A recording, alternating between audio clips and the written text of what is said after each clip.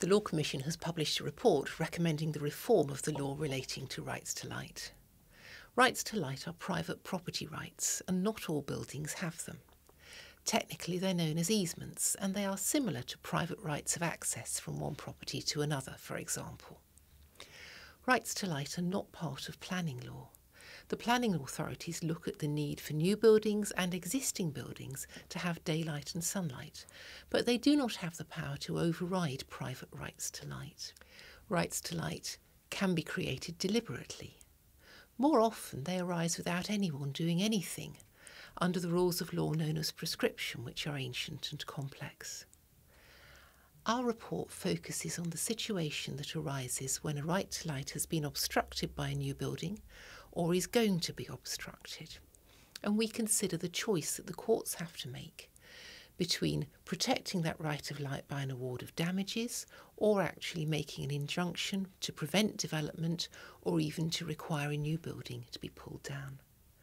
We also look at the process of dispute resolution. At the moment, there is no time limit within which protection must be claimed for a right to light, and as a result, disputes can drag on for years. We make 5 principal recommendations. The first is for a statutory notice procedure which would bring the parties to the table in that situation. It would require a neighbour who wants an injunction to claim it within a defined period of time. Second, we recommend a new statutory test to help the courts decide when to award damages and when to grant an injunction. We also recommend the abolition of the Rights to Light Act 1959 and a new updated version of the means to prevent the acquisition of rights to light by prescription. We recommend a tightening up of the rules for when a right to light is deemed to have been abandoned. And finally, we recommend new powers for the Lands Chamber of the Upper Tribunal to modify or discharge a right to light that has become unused or obsolete. On all these issues, we are very mindful of the need for sunlight and daylight within buildings, the need for natural light in the home in particular.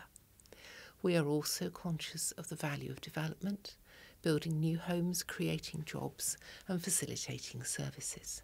The law has to strike a balance between the rights of an individual landowner and the public interest in appropriate development. Our recommendations will help to strike that balance. We have not recommended the abolition of the rules of prescription for rights to light.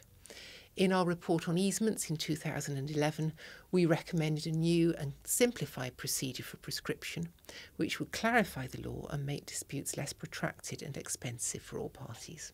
Our report and draft bill on rights to light are available to download from our website free of charge.